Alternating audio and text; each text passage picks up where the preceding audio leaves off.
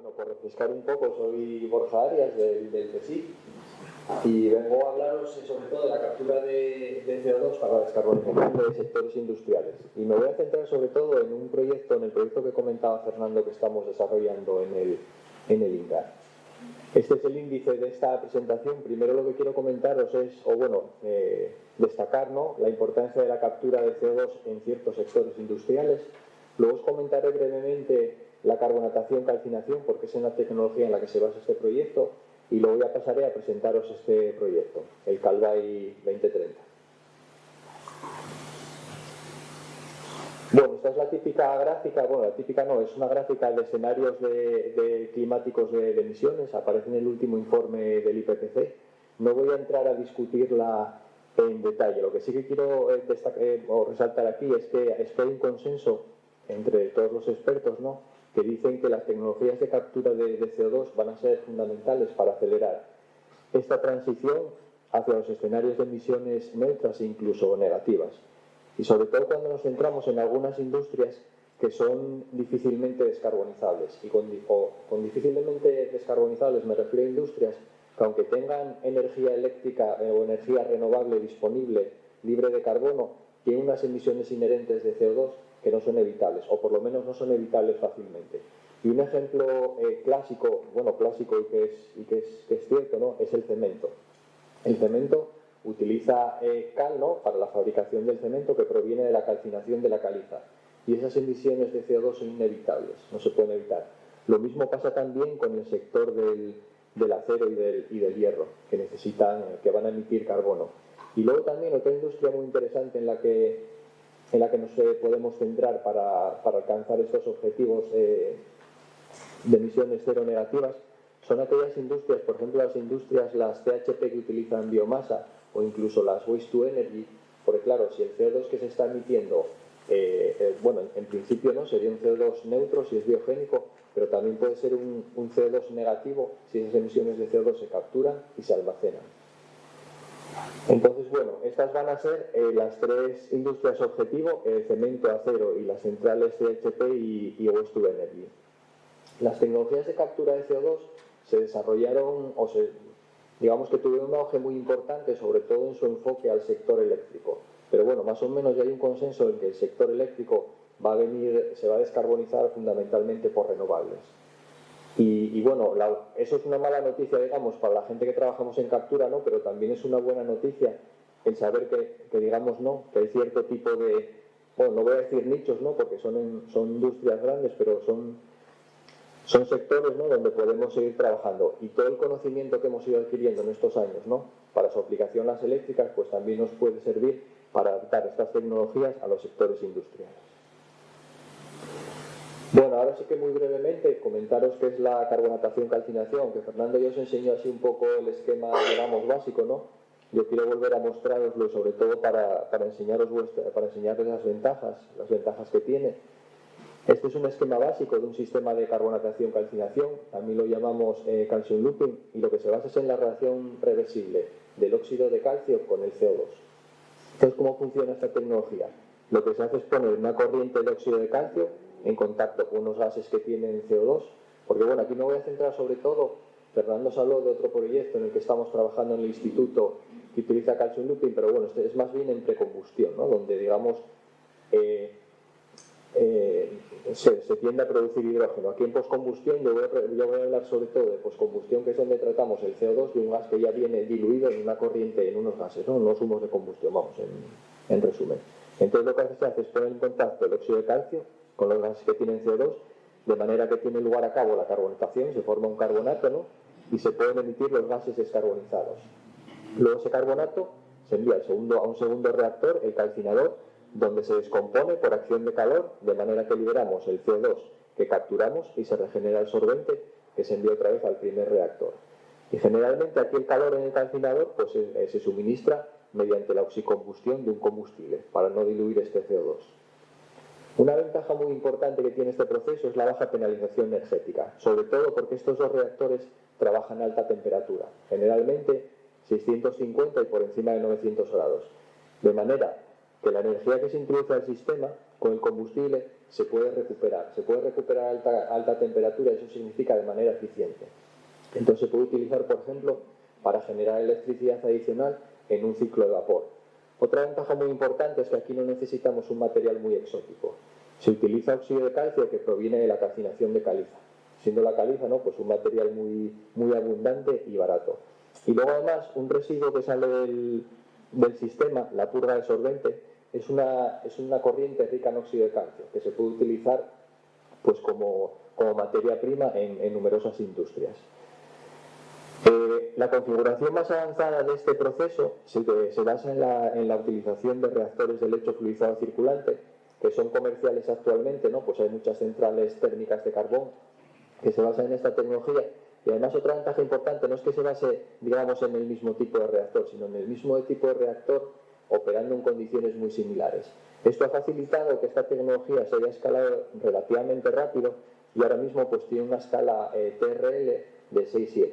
Y una de las plantas más activas en la demostración de esta tecnología, que ya os la mostró Fernando, es la planta piloto de La Pereda. Ya entró en operación en el año 2012 y lleva más de 5.000 horas de operación en distintos proyectos europeos.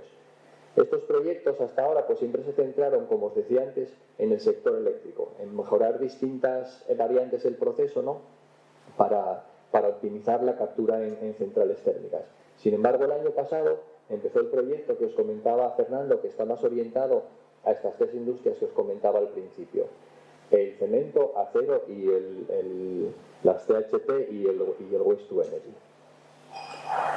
Entonces, bueno, este proyecto lo que pretende es ser una herramienta que permita el despliegue comercial de la tecnología del calcio looping basada en lechos fluidizados circulantes. Esto es importante en industrias donde más del 40% de las emisiones son inevitables, porque estas industrias más o menos vienen a generar actualmente más de 5 gigatoneladas de CO2 al año a nivel mundial. Y otra cosa muy importante que tiene el calcium looping para este tipo de industrias es lo que os comentaba, ¿no?, que aquí tenemos óxido de calcio operando en el sistema de captura, que se utilizan son mucho en estas industrias, ¿no? Bueno, el cemento, como ya os había comentado, y luego también el acero, pues bueno, la utilización de óxido de calcio como escoriante es muy común. Un pequeño resumen de cómo está constituido este proyecto. Estos son los socios que participan en el proyecto. Hay socios académicos que llevan muchos años trabajando en esta tecnología, entre los que nos encontramos el CSIC, la Universidad de Stuttgart o el Politécnico de Milano. Luego también muy claves en este tipo de proyectos son los socios industriales, y aquí tenemos una buena amalgama de socios industriales muy importantes. Uno de ellos es Sumitomo Foster-Wheeler. Sumitomo Foster-Wheeler es uno de los líderes mundiales en la tecnología del lecho fluidizado circulante, y en este proyecto juega un papel clave. Luego también tenemos socios que van a ser usuarios de esta tecnología, como son, por ejemplo, Opterra y Tech4Line, que son empresas que se dedican a la producción de cemento y cal. Luego también tenemos el sector del acero, donde están Aleima y Celsa, y luego en Waste to Energy tenemos como socios también Acciona e IREN. Entonces, bueno, este proyecto, aparte de otras cosas, ¿no?, pues tiene una carga experimental muy importante, que es en la que quiero centrarme un poco en esta charla. Digamos que la aplicación más directa del calcium looping a estas tres sectores sería su aplicación al bio-CHP y Waste to Energy. En este caso, ¿no?, lo que haría el calcium looping pues sería tratar los gases que salen de estas industrias y se alimentarían directamente al carbonatador para capturar el CO2. Pero además la presencia de óxido de calcio va a permitir la cocaptura de otros gases ácidos que provengan con estos gases. Luego, además, otra ventaja muy importante para estas aplicaciones es que el calcinador es un combustor de lecho fluidizado circulante. Y si por algo se caracterizan este tipo de combustores es por su flexibilidad a la hora de utilizar combustibles. Entonces, bueno, aquí se puede quemar fácilmente biomasa residual, ¿no?, o cualquier otro combustible de oportunidad, como puede ser los combustibles sólidos recuperados, ¿no? De manera que al final lo que estamos introduciendo aquí al sistema es CO2, que si lo capturamos y almacenamos, ¿no?, pues sería negativo, o sea, serían emisiones negativas. Esta configuración para aplicación a estos sectores, esa la vamos a hacer aquí en Asturias, ¿no?, en la planta piloto de La Pereda. En esta planta piloto, además, queremos estudiar un método que va a permitir generalmente, ¿no? Casi todos los sistemas de captura pues se centran en capturar el 90% del CO2, ¿no? Pero en este caso queremos probar un método que nos va a permitir capturar emisiones superiores al 99%, porque la reacción del óxido de calcio y del CO2 termodinámicamente sí que permite llegar a esas eficacias de captura. Como ejemplo, ¿no? Para que veáis a lo que me refiero, aquí en esta gráfica podéis ver la eficacia de captura de CO2 máxima permitida por el equilibrio frente a la temperatura de carbonatación para un gas típico, ¿no? Que tiene un 12% de CO2, que puede ser, bueno, casi cualquiera de un sistema de combustión. Pues según el equilibrio, a 550 grados podríamos alcanzar ya estas eficacias el 99%. Lo que pasa es que, claro, operar el carbonatador a esas temperaturas tan bajas, pues ya además no tiene un problema muy importante, ¿no? Que es que los que os decía antes que era una ventaja del calcium looping que permitía recuperar el calor, ¿no? De fuentes a alta temperatura, si bajamos esa temperatura es menos eficiente. Entonces, ¿cuál es la idea que vamos a probar? Pues es relativamente sencilla, ¿no? Escoger el reactor de lecho fluidizado circulante, redistribuir las secciones, digamos, de cómo se intercambia el calor en esta reacción, y lo que se va a intentar es operar lo que es la zona baja, ¿no? del reactor a una temperatura, digamos, estándar, a 650 grados. Entonces aquí se va a capturar CO2 con óxido de calcio en unas condiciones, digamos, relativamente normales y donde vamos a poder extraer el calor a alta temperatura. Luego en la parte superior, donde ya podemos enfriar el reactor, ¿no? Se capturaría el resto del CO2 a temperatura más baja. El problema es que el óxido de calcio también, a estas temperaturas, digamos, más bajas, captura menos CO2, ¿no? Tiene menos capacidad de absorción. Pero en este caso, lo que se va a aprovechar es una ventaja, es un sorbente adicional, que es el hidróxido de calcio, y se va a inyectar aquí, porque se sabe que el hidróxido de calcio tiene unas cinéticas de reacción muy altas y una capacidad de absorción también muy alta. Y como ejemplo, os pongo aquí esta gráfica, es un resultado experimental que obtuvimos en el INCAR, en un reactor de lecho en arrastre, ¿no? Y aquí se puede ver cómo a una temperatura relativamente baja, de 535 grados, ¿no? Se puede bajar la concentración de CO2 a la que marca el equilibrio. Si os fijáis aquí, la concentración de CO2 está por debajo del 0,1%. Entonces, bueno, esta configuración, pues como os decía, es la que vamos a intentar estudiar aquí en la pata de bio-CHP en el CSIC. Luego os comenté que también está el sector del cemento, ¿no? Esa parte, digamos, ¿cómo se captura el CO2 en una cementera? Pues bueno, la forma más sencilla de capturarlo, ¿no? No la más eficiente, pero la más sencilla es coger los humos que salen de la cementera y capturar el CO2, ¿no? Ahí podríamos trabajar con cualquier tecnología de las que comentaba Fernando, ¿no? Pues con aminas que están muy desarrolladas o otros tipos de tecnología. Pero en este caso, la tecnología de calcium looping tiene una ventaja muy importante, y es que podemos integrarlo con el propio proceso de producción del cemento. Porque lo que podemos hacer es que el calcinador del calcium looping puede estar integrado con el calcinador que tiene la cementera para calcinar la caliza y las harinas, ¿no? Entonces, en ese caso, tendríamos un calcinador operando en condiciones de oxicombustión, ¿sí? Para obtener el CO2 rico, pero luego lo que es el horno rotatorio, que es una parte que por lo general los cementeros no les gusta, digamos, cambiar mucho las condiciones de operación, ¿no? El horno rotatorio y tanto el enfriador de clinker, que también es otra parte muy importante de una cementera, esas operarían de manera normal. Entonces, una ventaja, una cosa que no encaja aquí tan bien como os estoy planteando, ¿no? Es que los lechos fluidizados circulantes generalmente trabajan con tamaños de partículas de 100 micras. Pero en cambio, las cementeras, los hornos rotatorios, trabajan mejor con tamaños de partículas más pequeños, el orden de 20 micras, ¿no? Para que tengan lugar a cabo esas reacciones entre el silicio, el alumina y demás, para formar el clinker. Pero entonces aquí lo que pretendemos es aprovecharnos de una característica que tienen las calizas, es que tienden a triccionar. Durante la calcinación tienden a romper y a dar partículas finas. Entonces la idea, lo que se va a probar en este proyecto, es una configuración de proceso en el cual alimentamos aquí la caliza del calcinador, una parte va a triccionar, se va a escapar del sistema con un tamaño de partícula fina que se alimentaría ya directamente al horno rotatorio, y la parte, digamos, gruesa, ¿no? Por decirlo de alguna manera, que no rompe, esa es la que permanecería en el sistema de carbonatación-calcinación. Y luego, bueno, me olvidé comentar que, claro, aquí el carbonatador pues solamente trata los gases con CO2 que salen del horno rotatorio, que digamos, a grosso modo, ¿no? En una cementera, 2/3 del CO2 que se producen provienen de la calcinación de la caliza, con lo cual saldría de aquí, pero solo un tercio, digamos, se corresponden a este combustible que hace falta aquí. Entonces el carbonatador solo trata esa pequeña parte. Y bueno, comentar que esta variante de proceso, ¿no?, pues se va a demostrar en una planta que está en la Universidad de Stuttgart. Y ya pues yendo a la última, digamos, el último sector industrial, ¿no?, que sería el del acero. Aquí este proyecto se va a centrar sobre todo en los hornos de arco eléctrico, ¿no?, que bueno, ahora mismo son, digamos, la producción de acero es bastante importante con este tipo de sistemas y se supone que va a ser mayor en el futuro. Una característica de estos sistemas que es, digamos, complicada, ¿no?, para los sistemas de captura es que trabajan por cargas, el horno eléctrico, ¿no?, funcionan por baches. Entonces lo que se hace es cargar el material y se funde, ¿no?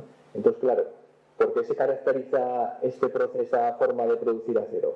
Pues que el flux gas que produce, ¿no?, los humos que se producen, tiene una gran variabilidad en cuanto a flujo y en cuanto a composición. Y además son gases, ¿no?, que tienen una carga brutal de partículas y de contaminantes. Entonces hay cualquier tecnología, digamos, de las clásicas, y cuando hablo clásicas, pues yo creo que casi todos nos referimos a minas, ¿no?, lo tienen difícil de hacer. Aquí lo que pretendemos es introducir, vamos, capturar ese CO2 con el calcium looping, ¿no?, pero este no va a ser un calcium looping convencional, va a estar integrado con un sistema de almacenamiento de energía, de sólidos. Un sólido de carbonato y un sólido de óxido de calcio. Esto va a permitir que cuando aquí metamos un gran chorro de los gases del horno eléctrico, vamos a capturar el CO2 con óxido que tenemos almacenado. Y luego ese carbonato lo almacenamos en un segundo silo y esta parte del proceso va a funcionar en continuo, ¿no? Vamos a estar calcinando continuamente este óxido y este va a funcionar en batch.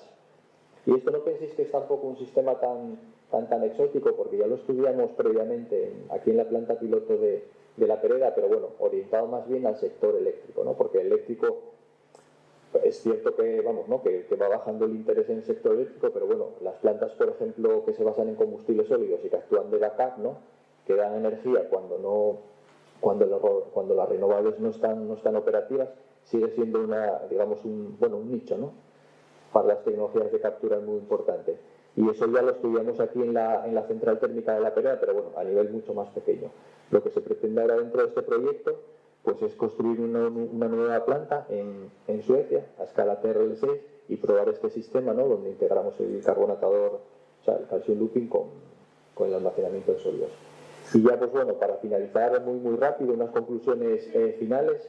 Y una de ellas es que las tecnologías de captura de CO2 son esenciales para descarbonizar industrias que no son descarbonizables, que la tecnología de carbonatación y calcinación se adapta a este tipo de aplicaciones como un guante en muchas, ¿no?, como es la del cemento. Y luego también que la tecnología de carbonatación y calcinación puede escalarse muy rápidamente, gracias a lo que os comentaba antes, ¿no?, que se basa en la tecnología del hecho fluidizado circulante, que actualmente es comercial, y además esta tecnología de captura funciona en unas condiciones de operación muy similares a las de los sistemas de combustión. Y ahí, pues lo que os comentaba, ¿no?, el papel de socios como Foster Wheeler, Sumitomo Foster Wheeler, pues es muy claro. Y bueno, con esto doy por terminada la presentación, un poco específica de un proyecto, pero bueno, no digamos tan general, pero yo creo que también es importante, pues eso, enseñaros cosas, ¿no?, que se están haciendo tanto en el CSIC como aquí en Asturias más concretamente. Y bueno, y doy paso a la siguiente ponente.